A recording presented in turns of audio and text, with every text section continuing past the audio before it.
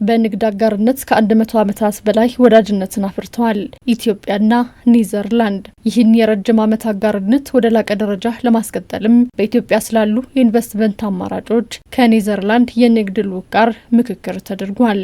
ኢትዮጵያ ለውጭ ባለሀብቶች ያሏት ጸጋዎች ምንድናቸው?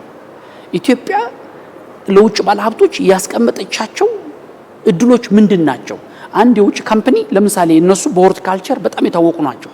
በግብርና ላይ በጣም የታወቁ ናቸው።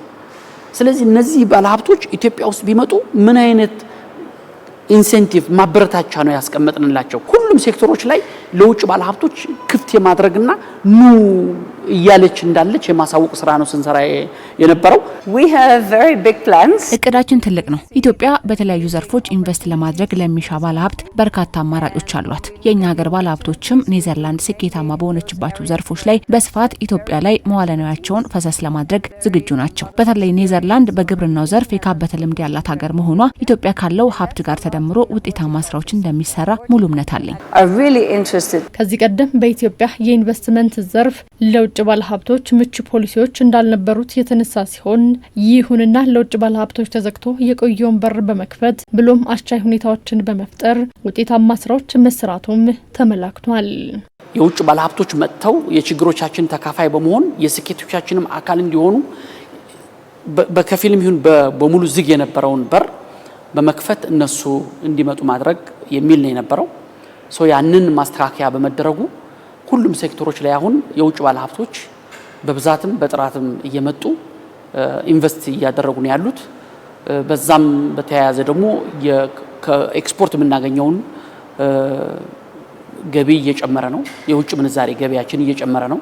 ኢትዮጵያ ለኢንቨስተሮች የፈጠረችው ምቹ መደላደል አጋርነታችንን እንድናስቀጥል አጋዥ ሆኖናል ያሉት የኔዘርላንድ ባለሀብቶችም በቀጣይም በተለያዩ መስኮች መዋለ ንዋያቸውን ፈሰስ በማድረግ የንግድ ትስስሩን ለማጠናከር ዝግጁ መሆናቸውንም ጠቅሰዋል። Ethiopia is a very big country with over 130 million people. ኢትዮጵያ ከ100 ሚሊዮን በላይ የህዝብ ብዛት ያላት ትልቅ ሀገር ናት። ስለሆነም ለኛ አይነቱ ኢንቨስተር የህዝብ ቁጥር ትልቅ እድል ይሆነናል። በዚህ የሚኖረን ቆይታ ኢንቨስት ከማድረግ ባለፈ የኔዘርላንድ ምርቶቻችንን በወኪልነት ከሚያከፋፍሉ ኢትዮጵያውያን ጋርም በቅርበት የምንሰራ ይሆናል። Ethiopia and I will invest time and resources in that local distributor. We work worldwide. የኛ ድርጅት ዓለም አቀፍ ነው።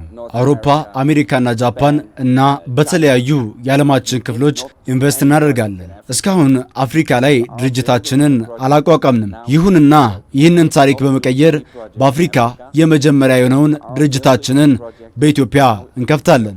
Our first one in Africa, the first one in Ethiopia. እንደ ሀገር ለውጭ ባለሀብቶች የተፈጠሩ መደላድሎች ኢትዮጵያ የጀመረችውን የእድገት ጉዞ ከመደገፍ ረገድም ሚናቸው የጎላ መሆኑም ተነስቷል።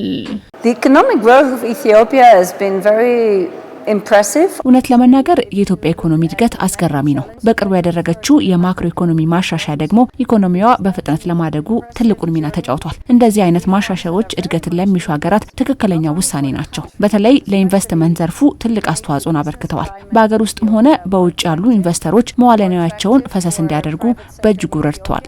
For private sector from abroad. እነዚህ ካምፓኒዎች ኢትዮጵያ ውስጥ መጥተው ሲያመርቱ እና ወደ ውጭ ኤክስፖርት ሲያደርጉ ኢትዮጵያ የምታገኘው ውጭ ምንዛሪ አለ። ይህንን የውጭ ምንዛሪ ለሌሎች ሴክተሮች ማስፋፊያ እንጠቀምበታለን። ለምሳሌ ህዝባችን የሚጠይቀን ጥያቄዎች አሉ።